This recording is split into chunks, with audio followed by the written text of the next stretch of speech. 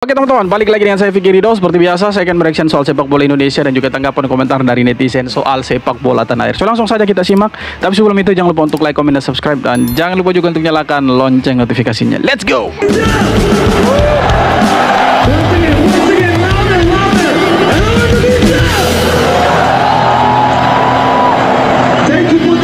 Ada satu pertanyaan yang dititipkan dari partai kami bahwa apakah ada nilai transfer dari klub kepada PSSI?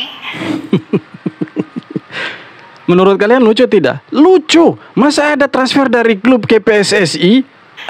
PSSI klub kah? Diambil dari APBND Kemenpora atau sponsorship yang didapatkan secara private?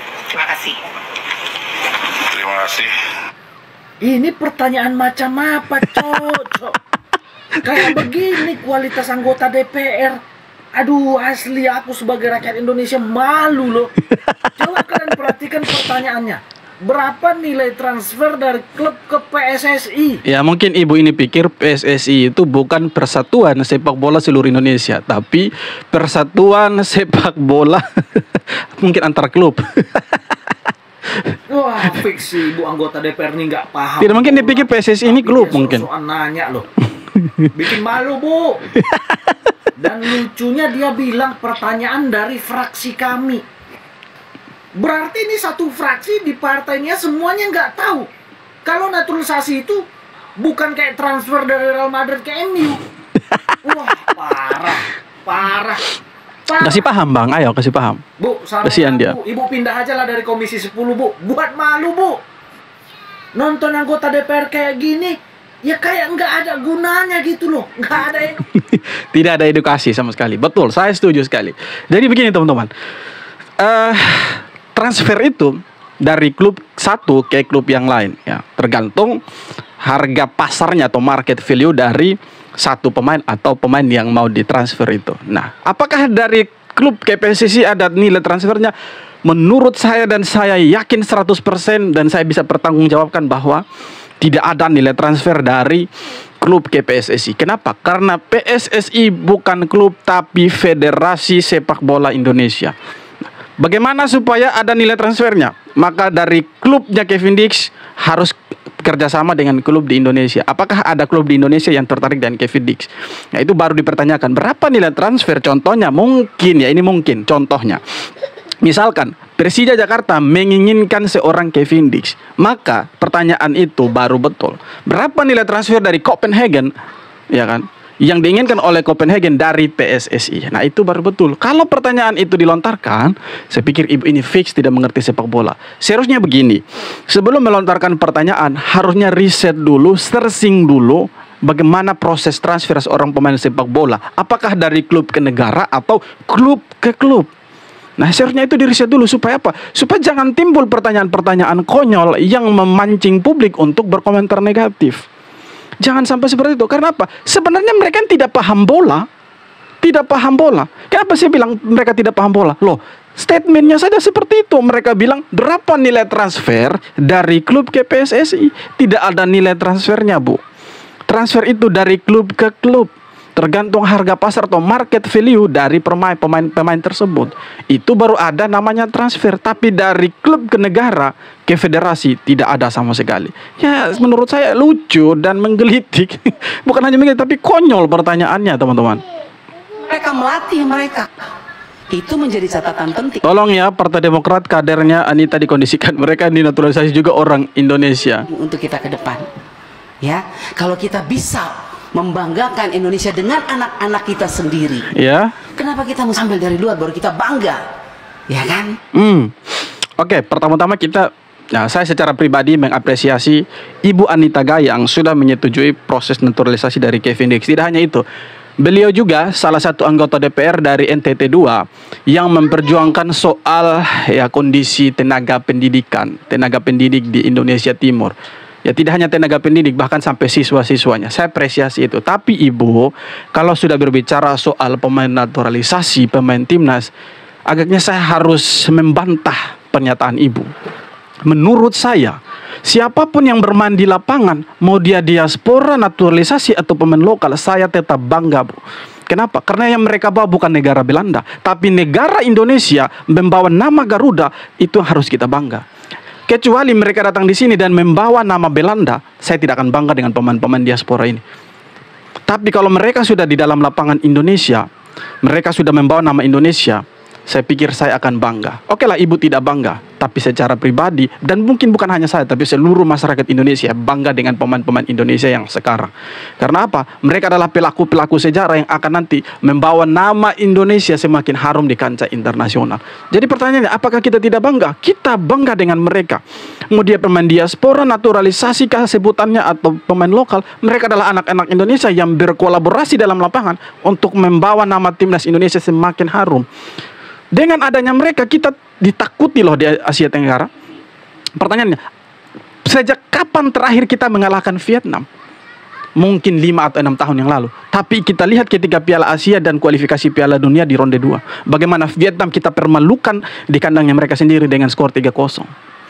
Jadi saya pikir saya tetap bangga dengan mereka. Oke lah, ibu tidak bangga silahkan. Tetapi saya tetap bangga dengan pemain-pemain ini. Mau dia naturalisasi keturunan segala macam sebutannya, saya tetap bangga dengan mereka, Bu.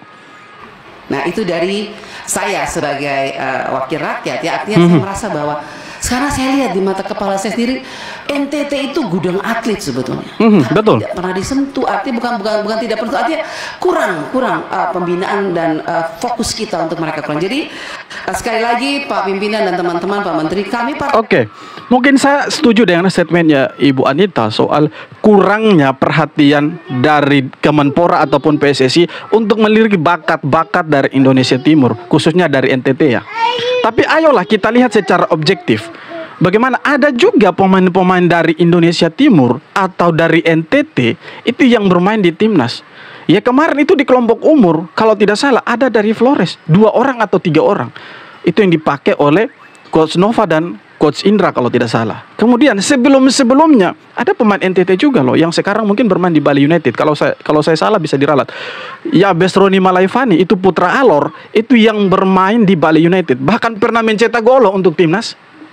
Jadi saya pikir ya mungkin ada benarnya, tapi kita objektif juga bahwa pernah ada loh pemain-pemain dari NTT yang bersinar di timnas waktu itu. Di U19 waktu itu kan eranya Evan Dimas. Itu ada loh, Bu. Demokrat mendukung, tetapi kami akan lebih bahagia lagi kalau itu adalah anak-anak kita sendiri, yaitu anak Indonesia. Walaupun saya dengar mereka ada darah Indonesia dari neneknya tadi ya, tapi saya rasa kalau anak-anak kita dilihat betul, dididik benar, PSSI ini menjadi catatan penting untuk Kemenpora dan PSSI. Nah betul. Kita cukup luar biasa, kita mampu kok. Cuman bagaimana kita memanage mereka, membina mereka, melatih. Nah betul. Seharusnya kritik seperti ini bagus. PSSI juga harus bagaimana caranya melihat pemain-pemain muda atau membina pemain-pemain. Sampai di mana sih prosesnya? Itu kan pertanyaannya. Nah itu yang harus kita dukung teman-teman. Maksudnya adalah bagaimana PSSI itu membina pemain-pemain muda ini supaya kedepannya mereka bisa diproyeksikan tidak hanya mengandalkan pemain-pemain keturunan, tapi bagaimana kita mengandalkan mereka di kelompok umur bahkan sampai ke senior nantinya. Dan pertanyaannya, apakah hasilnya sekarang? Mungkin tidak. Dan tidak akan sekarang dan 5 atau 6 tahun ke depan, tetapi mungkin bisa dirasakan 10 atau 20 tahun ke depan. Jadi kembali lagi bahwa timnas Indonesia yang sekarang adalah timnas yang luar biasa. Pemain-pemainnya semua luar biasa dan mereka bukan anak-anak Belanda, mereka adalah orang Indonesia yang lahir di Belanda. Saya pikir seperti itu, teman-teman. Gaat het met jullie, Al? Alles goed? Elsewa. Apa nih? Coba kita dengar. Ik spreek een beetje Nederlands. Ja, oké. Je kunt Engelse taal spreken.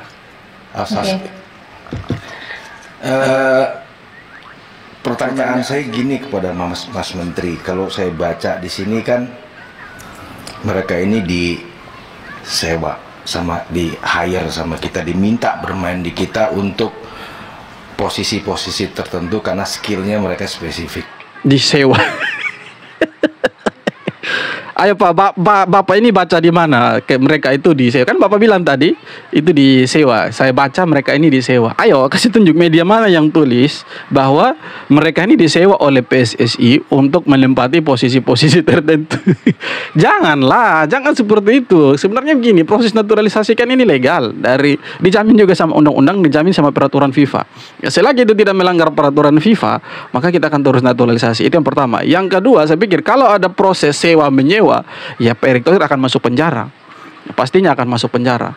Ya, kalau misalkan nanti ada pemeriksaan dari BPK dan ada temuan, ya Pak Erick Thohir pasti akan masuk penjara. Tapi saya yakin Pak Erick Thohir tidak akan mengambil resiko itu, karena kita tahu Pak Erick Thohir ini dia punya integritas dalam sepak bola Indonesia. Dia mau bagaimana supaya membangkitkan sepak bola Indonesia dengan cara mendatangkan pemain-pemain keturunan untuk mengangkat performa timnas. Jadi kalau soal sewa menyewa, saya pikir apakah Pak Erick Thohir melakukan itu?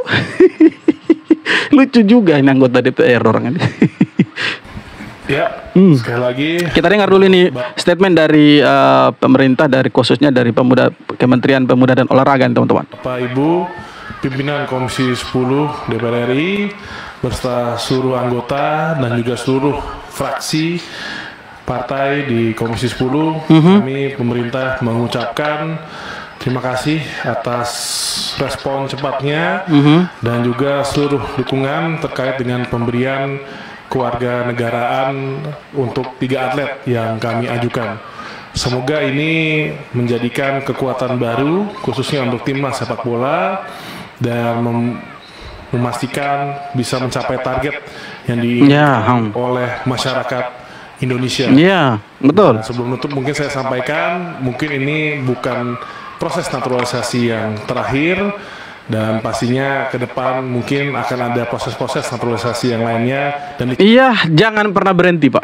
Saya sih mendukung apa yang dilakukan oleh PSSI. Jangan pernah berhenti melakukan proses naturalisasi. Ayo kita cari pemain-pemain terbaik, pemain keturunan Indonesia yang bermain di luar, bawa mereka kembali ke Indonesia, ke pangkuan Ibu Pertiwi dan membela timnas Indonesia. Karena dengan adanya mereka, euforia masyarakat Indonesia di dalam sepak bola itu semakin tinggi itu. Breaking news guys, resmi DPR setujui proses naturalisasi Kevin Dix. Apakah masih terkejar Kevin Dix bermain di bulan November ini bersama timnas Indonesia? Sebelum kita lanjut bahas, klik dulu yuk tombol follow. Ya, jadi pasca udah disetujui oleh DPR, PSSI akan usahakan Kevin Dix bela timnas Indonesia saat hadapi Arab Saudi. Berarti kalau untuk lawan Jepang itu udah nggak bisa lagi guys. Dan harapan ini pun juga disampaikan langsung oleh Sekjen PSSI, yaitu Pak Yunus Nusi. Nah, kita berharap Kevin Dix bisa dimainkan nanti lawan Arab Saudi itu, teman-teman. Oke, teman-teman, jadi itu dia beberapa video tanggapan komentar dari netizen soal sepak bola kita. Jadi memang proses naturalisasi dari Kevin Dix ini rupanya akan dipercepat dan sudah disetujui oleh DPR RI, tapi ada beberapa statement mereka yang menurut saya ya melenceng lah, dan saya tidak setuju dengan statement-statement mereka dan mendapatkan tanggapan banyak lah dari masyarakat. Oke, teman-teman, terima kasih sudah menonton video ini. Kita akan berjumpa di video-video berikutnya dan jangan lupa untuk like, komen, dan subscribe. Hormat.